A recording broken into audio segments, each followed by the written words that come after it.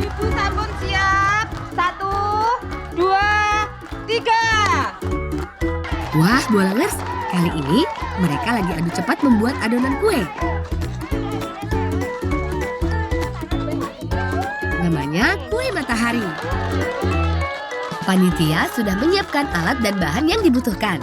Mulai dari tepung beras, telur ayam, gula pasir, sampai santan. Biasanya bikin kue sih gampang. Tapi karena lagi dilombakan, pasti jadi lebih susah deh. Soalnya adonan harus dibuat dengan takaran dan cara yang benar. Salah-salah, kue matahari gagal mengembang saat digoreng nanti. Nah, ini dia bagian kedua, yaitu penggorengan. Kue matahari dicetak menggunakan cetakan khusus seperti ini. Hasilnya mirip seperti bunga matahari. Keren kan? Oh iya, adonan setiap tim sengaja dibuat berbeda warna. Tujuannya supaya lebih mudah saat penilaian. Sang juara adalah yang berhasil membuat kue matahari paling banyak. Sayangnya tidak semudah kelihatannya. Ada beberapa kue yang lengket dan gagal saat digoreng.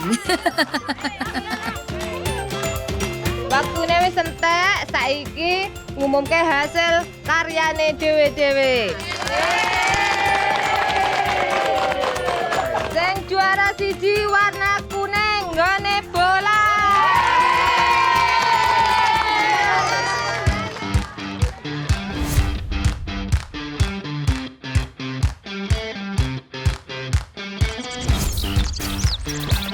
Bolangers, sebentar lagi masuk musim tanam nih.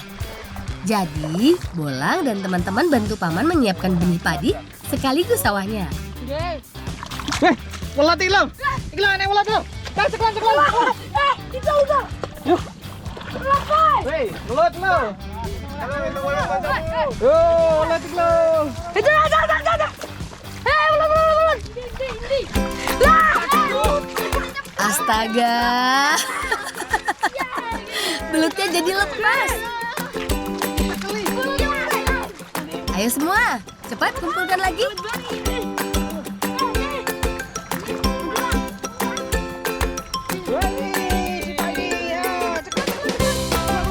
Bolangers, mereka kesusahan tuh untuk menangkap belut yang lepas. Tapi semua tidak menyerah. Kasihan kan, Paman sudah capek-capek menangkapnya. Itu, nah, tangkap. Astaga, lepas lagi.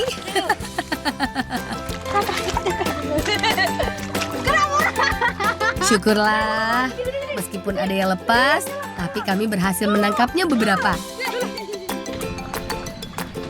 Ayo cah, gek wis iki, wis kena engko timbangane uculne ndang digawa mulih. Gek digoreng, ayo. Aja uculne lho ya, hati-hati lek mlaku.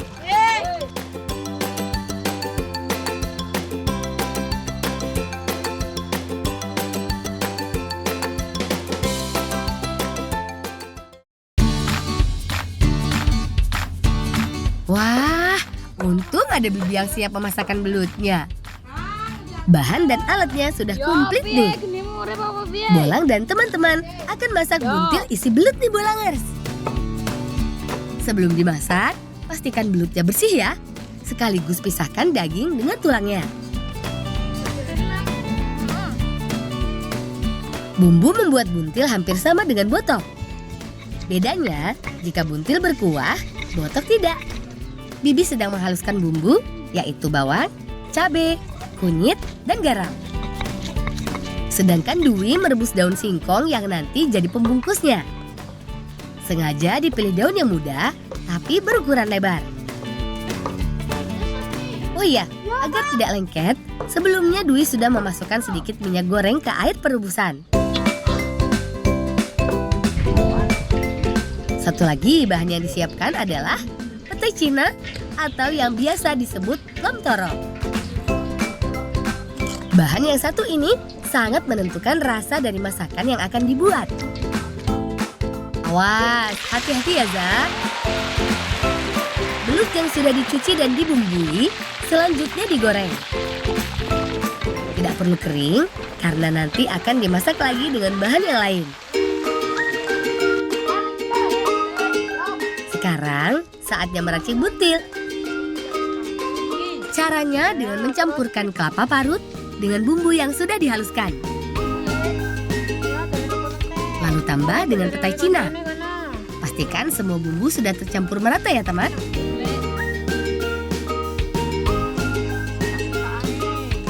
Eits, hampir saja lupa. Ini dia, tempe kemarin. Bumbu yang satu ini adalah kunci kelezatan dari masakan buntil ini, Bolangers. Oh iya, Bolangers, yang membedakan buntil dengan botok adalah pembungkusnya. Jika botok dibungkus dengan daun pisang, buntil dibungkus dengan daun singkong atau daun pepaya.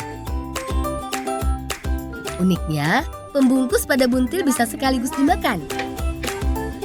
Jangan lupa masukkan juga potongan daging belut yang sudah digoreng. Lalu lipat, lipat lagi, dan ikat. Jadi deh.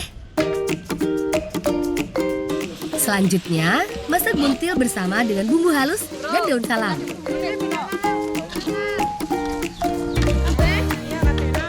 Biar semakin gurih, tambahkan santan kelapa, garam, lalu tunggu sampai mendidih.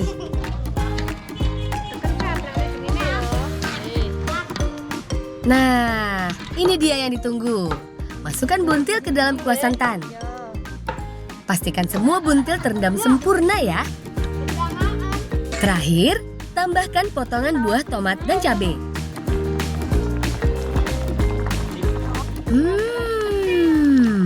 Aromanya enak banget. Gimana dengan rasanya ya?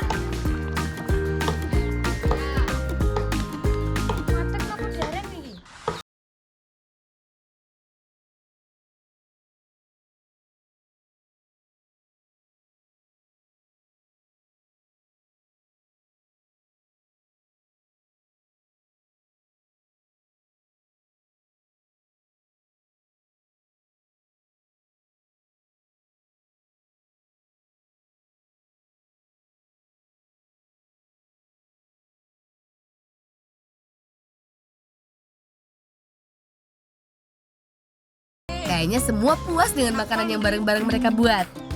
Enak dan rasanya susah banget buat berhenti.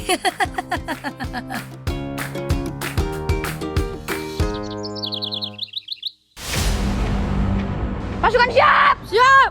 Waduh, Siap. mukanya pada serius banget tuh. Mau pada ngapain sih?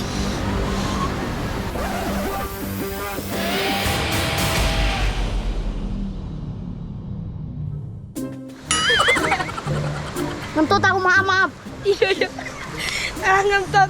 Arep perang lho iki. Menang apa kalah lek ngentut ini iki. Astaga, Nova. Yang lain udah pada serius tuh. Jadi pada ketawa deh. Cah! Wani dolanan perang-perangan apa ora? Wani! Siap! 1, 2, serang! Teman, kami sedang bekerja sama membidik ke tim lawan. Karena tembakan air kami harus tepat mengenai tim lawan untuk membuatnya menyerah. Sayangnya, mereka punya strategi yang tidak bisa dianggap remeh.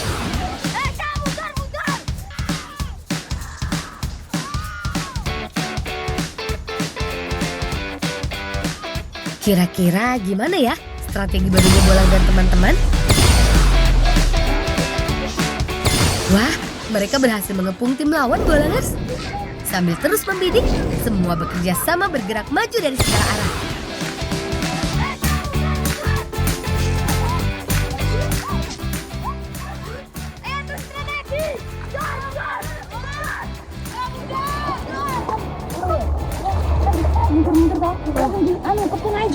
Ayo, ana sing ke kiwan, ana sing ke tengah, ana sing mburi, ana sing harap. Oke.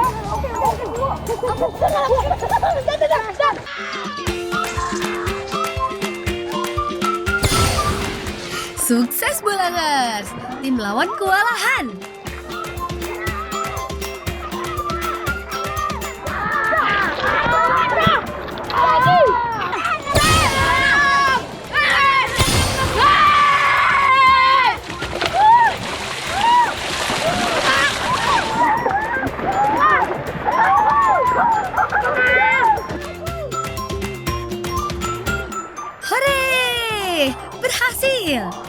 Kalau semua bekerja sama, pasti kemenangan bisa didapatkan.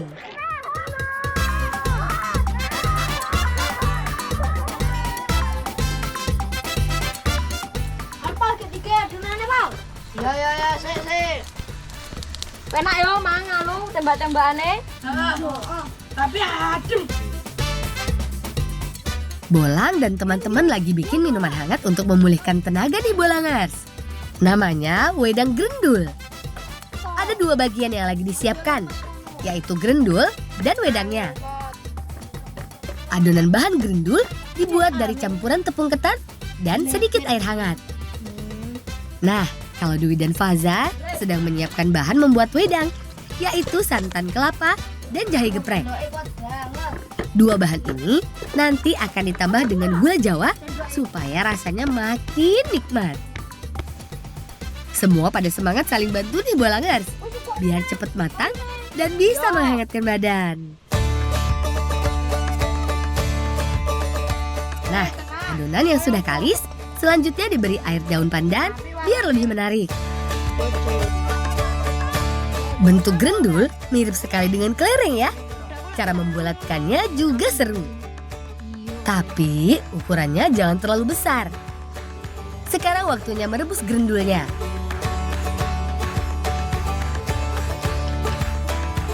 Satu lagi bahan yang harus dimasak, yaitu wedang. Caranya, masukkan gula ke dalam panci dengan air yang sudah mendidih. Tambah sedikit gula pasir, biar rasanya lebih legit. Selanjutnya, masukkan jahe geprek dan daun pandan. 2 bahan ini adalah kunci dari rasa dan aroma wedang yang nikmat. Setelah semua bahan larut dan air kembali mendidih, masukkan santan kelapa. Aromanya sih udah enak banget Bolangers.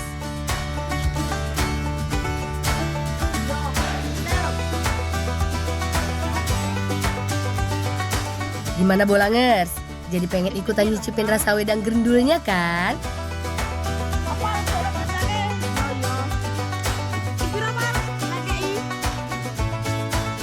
Ini dia Bolangers, wedang penghangat badan dan pemulih stamina ala si Bolang dari Trenggalek.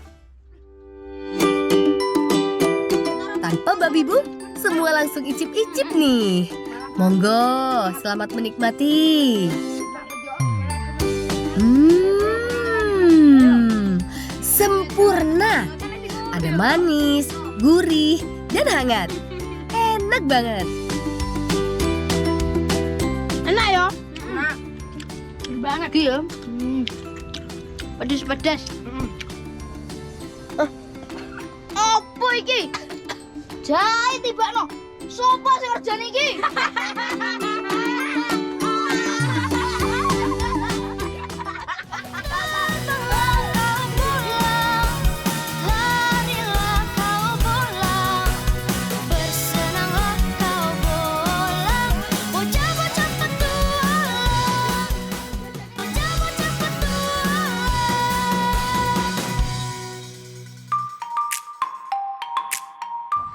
Oh iya Bolangers, Kabupaten Trenggalek punya garis pantai yang sangat panjang.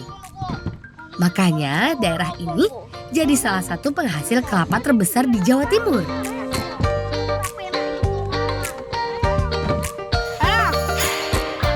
Uniknya, tidak hanya dijual untuk keperluan memasak, kelapa juga menjadi bahan utama membuat kerajinan. Makanya, Bolang mau bawa kelapa ini untuk bahan belajar membuat kerajinan. Ayo. Walah. Iya wis begini. Ini pengen gue numpak dia. Yo. Si. Aku tak numpak kene yo. Ora kuat aku. Repot iki. Wong ae. Abot ya. Ayo. Turu sisan turu. Ayo Sa.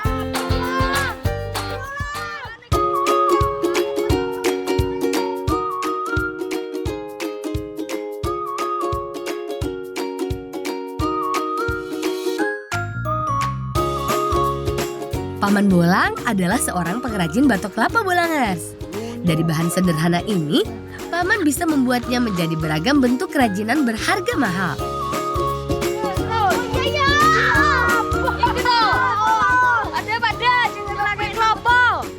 Yo kene dono kabeh kene. Kene. Kali ini, Bolang dan teman-teman mau belajar membuat gelas dan teko dari tempurung kelapa ini nih.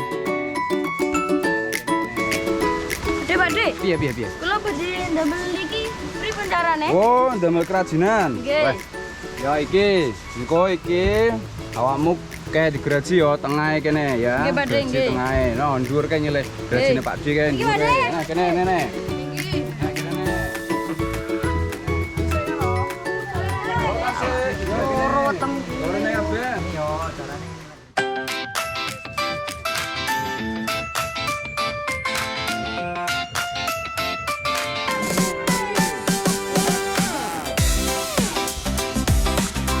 Cara mengupasnya unik, tidak memakai parang, melainkan linggis. Dengan ujung linggis yang tajam, serabut dan isi buah kelapanya jadi bisa dipisahkan dengan cepat. Cara ini namanya nyumbat bolangers. Ini dia teman, tempurung kelapa yang akan jadi bahan cangkir dan tekonya. Setelah dipotong, selanjutnya dibersihkan sekaligus dihaluskan.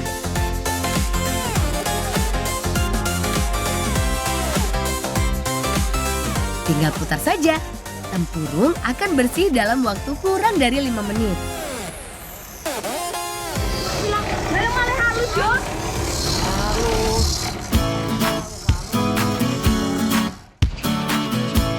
Tapi sikat baja hanya membersihkan tempurung bagian dalam. Untuk bagian luar harus menggunakan amplas halus. Ayo Faza, gosok terus sampai halus ya. Wes iki mari ngelim yo. Mari gawe gelas. Hebat ya Bolangers. Limbah tempurung yang tidak terpakai pelan-pelan berubah jadi barang berguna dan bisa dijual.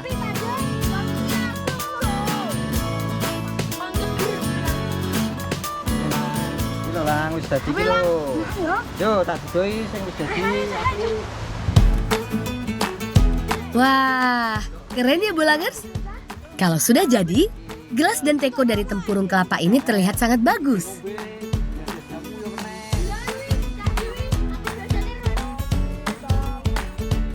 Tembak-tembakan nih. Yo cah aku tak lunga dhisik yo. Nyandi. Nyang kali. Nyapo? Wetengku mules. Ora usah ning kali. Kenapa Pakde? Kene jamu, temu kunci. Iki tak kei gelas udah gawe siji-siji engko yo, gawe kabeh iki. Wah, Oh. Iki. Tiga jamu, ada jamu yo. Iki telepone tas Bolang. Nggih. Telepone. Nah. Kabeh lho. Kalau begitu, ayo lekas bikin jamu temu kunci untuk mengobati sakit perutnya Nova.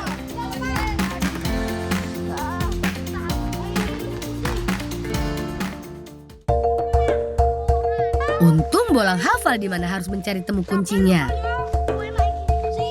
Sama seperti jamu beras kencur dan jamu kunyit asam, jamu temu kunci adalah ramuan tradisional Jawa yang sudah ada sejak lama.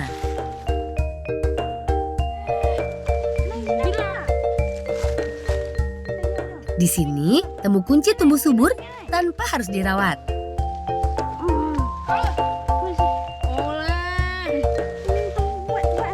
Sayangnya, belum banyak yang tua. Jadi harus jeli memilihnya. Pal! Wih! Rene ya! Tidak sing kalah. Iki lho. Lang, aku tak lugu ning kono ora betah aku, Lang. Ya.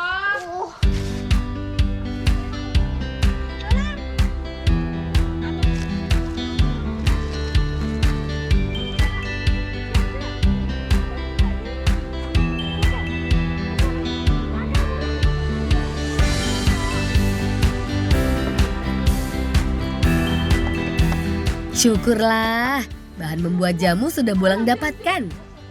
Pal, njo iki wis ora akeh dimulai.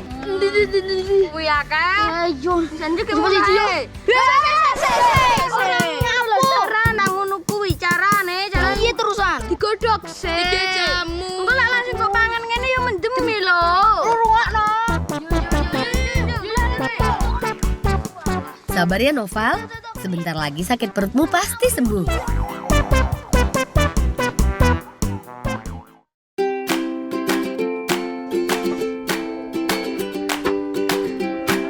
Bolangers, yang namanya sakit perut sering sekali terjadi pada kita.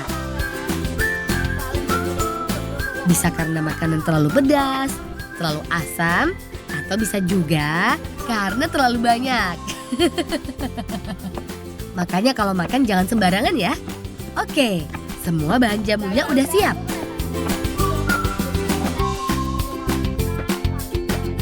Ada gula merah, asam jawa, dan temu kunci. Wis panas lah Kilan. Sekarang masak deh temu kuncinya.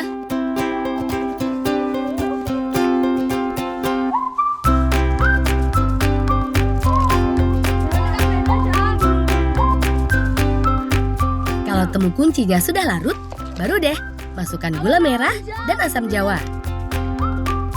Aduk lagi dan tunggu sampai mendidih. Jangan lupa coba dulu sebelum disajikan ya Bolangers.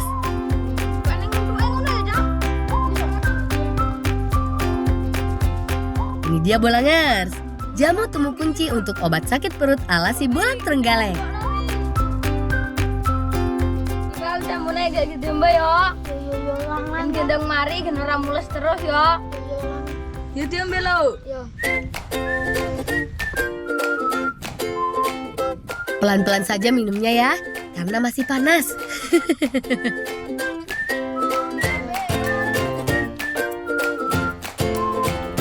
Rasane bebas. Kita mendingan di Bang Mang.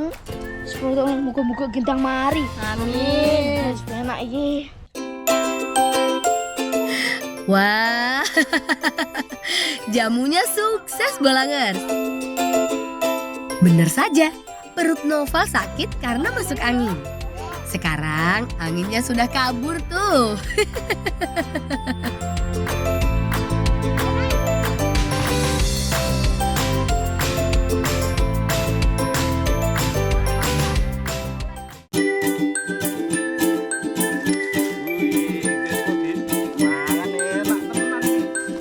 Bolangers, sekarang Bolang dan teman-teman lagi diajak pamannya panen raya nih. Lihat, buahnya lebat banget kan? Sayangnya, salak ini belum semuanya bisa dipanen karena buahnya tidak matang bersamaan. Itu artinya mata harus jeli memilih mana salak yang sudah masak. Ini tak ajari lang, ini caranya ini dicekel ngene iki. Terus diketok. Nah, ini ki carane. Enak. Salak bisa dipanen jika sudah berumur lebih dari 6 bulan sejak mulai berbunga Bolangers. Terus, ada 3 ciri yang menandakan buahnya matang siap dipanen. Pertama, bagian ujung sudah lembek saat ditekan. Lalu warna kulit buahnya merah kehitaman atau kuning tua. Dan yang terakhir, buah salak tidak lagi memiliki bulu halus di permukaan kulitnya.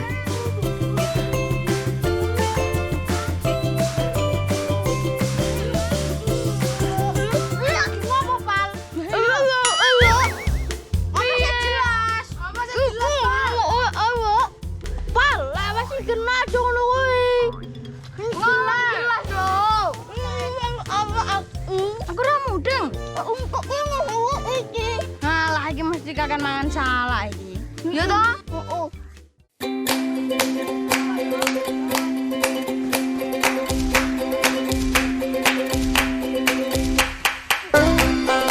Setelah dipetik, buah tidak langsung dibawa pulang Bolangers. Salaknya harus dipisahkan berdasarkan ukuran dan tingkat kematangannya. Karena buah yang sudah matang sekali harus lebih cepat dikemas dan dijual.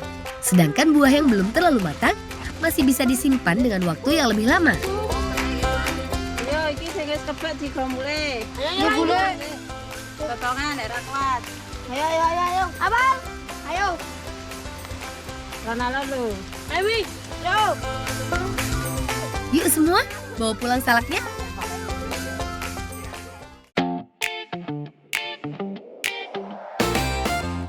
Oh iya Bolangers, salak-salak ini bisa dibuat makanan enak loh. Nah, Rencananya salak ini mau dibikin jadi kue khas Jawa Timur namanya madu mongso. Madu mongso adalah kue dengan rasa manis dan legit. Selain gula, bahan lain yang disiapkan adalah santan kelapa dan beras ketan hitam. Mumpung lagi panen, buah salaknya jadi bahan tambahan nih untuk kuenya.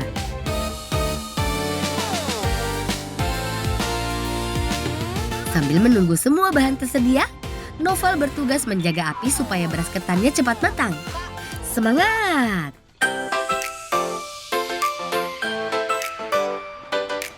Dari sekian banyak jenis kue tradisional Jawa Timur, kue madu mongso adalah salah satu yang istimewa. Biasanya, kue ini dihidangkan saat hari raya. Sesuai namanya, madu mongso, yang berarti waktu yang manis. Oh iya, ada yang hampir kelupaan nih Bolangers. Untuk membuat masakan menjadi kental, Bibi menyiapkan larutan tepung ketan. Yuk, kita mulai memasak. Masukkan santan kelapa, aduk terus jangan sampai santannya pecah. Masukkan gula merah yang sudah dirajang halus.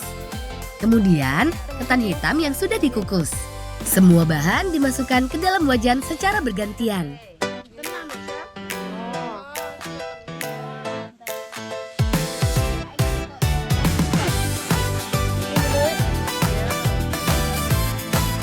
Selanjutnya, masukkan larutan tepung ketan.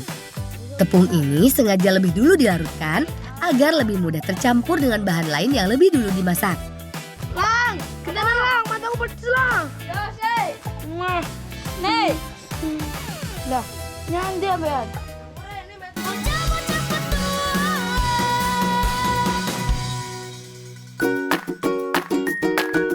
Meskipun beras ketan sudah matang, tapi proses mengaduk tetap harus dilakukan.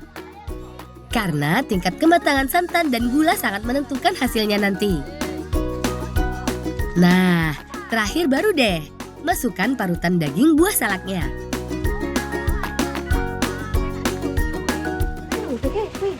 Pikir tengah nih. Nggih, Gosong nggih. lho ya. Nggih. Gosong rasane ora enak tenan. Oh iya to. Ora enak. Obote. Ono sing apik lho ya engko. Anu obote. Ayo semua, semangat ya.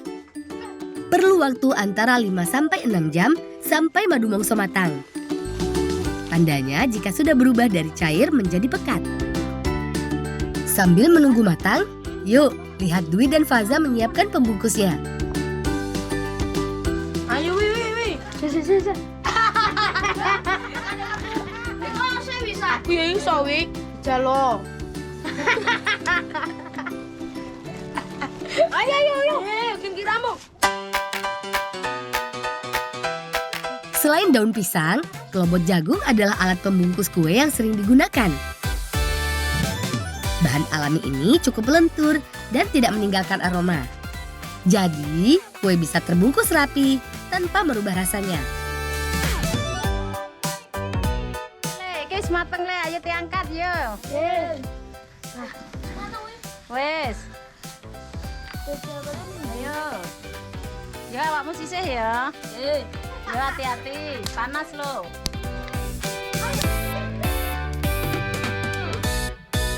Ini nih, kue madu mongso rasa buah salak setelah dibungkus.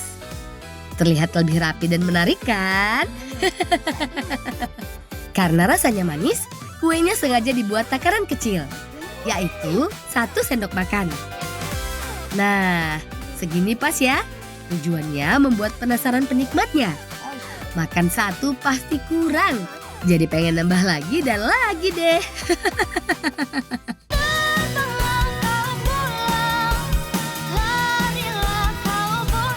Ayo, come on.